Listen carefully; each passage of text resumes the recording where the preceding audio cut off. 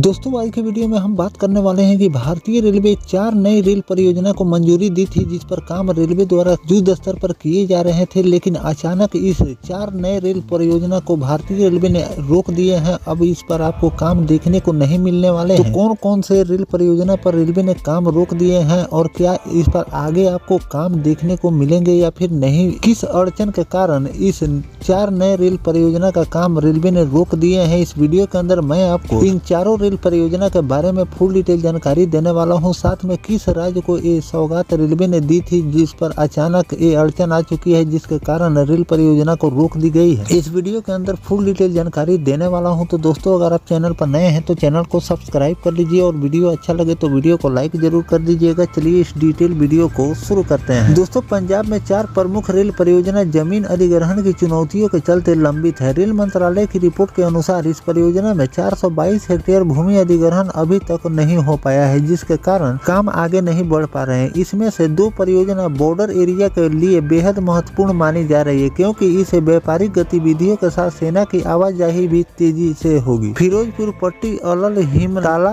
रामा मंडी, तलबंडी, सांबो और कादिया ब्यास नई लाइन परियोजना लंबे समय से अटकी हुई है। कादिया ब्यास लाइन को हाल ही में केंद्र सरकार ने डिफ्रीज किया है, लेकिन जमीन अधिग्रहण और अन्य बाधाओं के कारण काम शुरू नहीं हो पा रहा। रेल मंत्रालय की रिपोर्ट के अनुसार धुरी जंक्शन को बाईपास करने वाली अलल हिमताला 13 किलोमीटर लंबा लाइन के लिए अभी 20 हेक्टेयर भूमि अधिग्रहित करनी बाकी है। यह परियोजना इसलिए अहम है क्योंकि इसे ट्रेन को व्यस्त धुरी जंक्शन से गुजरने की आवश्यकता नहीं होगी और समय की भी बचत होगी। अंतर्राष्ट्रीय बॉर्डर के नजदीक स्थित फिरोजपुर पट्टी 26 किलोमीटर लंबी नई रेलवे परियोजना सबसे महत्वपूर्ण मानी जा रही है। पंजाब सरकार ने इस परियोजना के लिए फ्री ऑफ कॉस्ट भूमि देने का आश्वासन भी किया था। फिरोजपुर और तरन तारण में इस परियोजना के लिए 166 हेक्टेयर भूमि अधिग्रहण होना है। 300 करोड़ रुपए की इस परियोजना के लिए मार्च 2023 में मुआवजा राशि जारी करने का नोटिस भी जारी कर दिया गया, लेकिन काम अभी तक नहीं शुरू हो पाया है। इस परियोजना से क्षेत्रीय व्यापार में तेजी और सीमा पर सेना की आवाजाही में मदद मिलेगी, जिसे केंद्र सरकार की भी इसमें रुचि ले रही है। दमदमा साहिब को जोड़ने वाली 29 किलोमीटर लंबी रेल लाइन की लागत 154 करोड़ रुपए आंकी गई है। इस परियोजना के लिए भूमि अधिग्रहण आवश्यक है। सांसद राज्य मंत्री रवनीत बिट्टू ने किसान से अपील की है कि वे इस परियोजना के लिए जमीन दें। कादिया ब्यास नई rail line, Qadian Beas line के लिए 151 हेक्टेयर भूमि अधिग्रहण करना बाकी है। केंद्र सरकार द्वारा डिफ्रीज किए जाने से काम शुरू होने की उम्मीद जग गई है, लेकिन भूमि अधिग्रहण और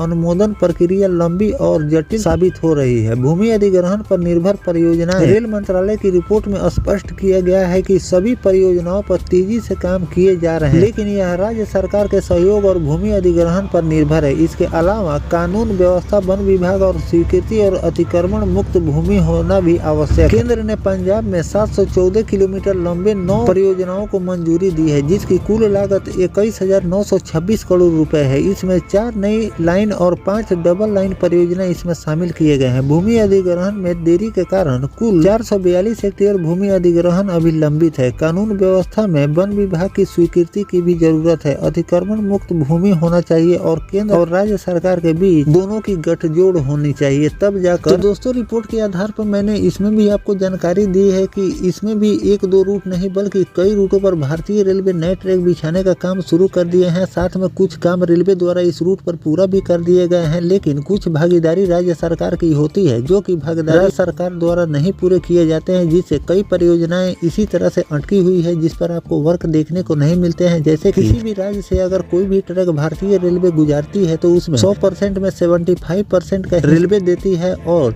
25% का हिस्सा राज्य सरकार को देनी होती है, और साथ में जो प्रशासन की मदद रेलवे को करनी होती है वो राज्य सरकार को करनी होती है। तो इन सभी बाधाओं को राज्य सरकार द्वारा दूर किए जाते हैं। जो अतिक्रमण होते हैं उसको भी सरकार द्वारा हटाए जाते हैं। तो इन सभी कामों में अगर राज्य सरकार रेलवे को मदद नहीं करती है तो आपको कई रूट इस तरह से पेंडिंग देखने को मिल जाते हैं। तो इस जो 4 परियोजना के बारे में मैंने आपको पंजाब के 4 परियोजना के बारे में बताए हैं, ये भी रूट इसी तरह से फंसा हुआ है। राज्य सरकार के न सहयोग मिलने के कारण ये रूट अभी पेंडिंग पड़ा हुआ है। लेकिन जो भारतीय रेलवे को जो काम करनी थी, भारतीय रेलवे इस रूट पर काम कर रही है। लेकिन आने वाले दिनों में अगर अड़चनों को राज्य सरकार दूर कर देती है तो इस पर भी आपको वर्क देखने को मिलेंगे। और एक दो नहीं बल्कि 9 परियोजना को मंजूरी मिल चुकी है पंजाब में। लेकिन इसी तरह के अड़चनों के कारण आपको उस रूट पर वर्क देखने को नहीं मिल रहे हैं। तो आगे चलकर इस रूट पर जो भी नया अपडेट रेलवे द्वारा जारी किए जाएंगे वो भी जानकारी मैं आपको लगातार देता रहूंगा। फिलहाल जो राज्य सरकार रेलवे में इस तरह के अड़चने रही है जिसके चलते रेलवे काम नहीं कर रही है, इस पर आपकी क्या राय है कमेंट सेक्शन में जरूर लिखिएगा। साथ में और किन किन रूटों पर इस तरह के अड़चन राज्य सरकार द्वारा लगाई गई है जिससे काम आपको देखने को नहीं मिल रहा है, कमेंट सेक्शन में जरूर लिखिएगा। मिलते हैं किसी नेक्स्ट टॉपिक कोई नई जानकारी के साथ, तब तक अपने भाई को दीजिए इजाजत। जय हिंद, जय भारत, वंदे मातरम।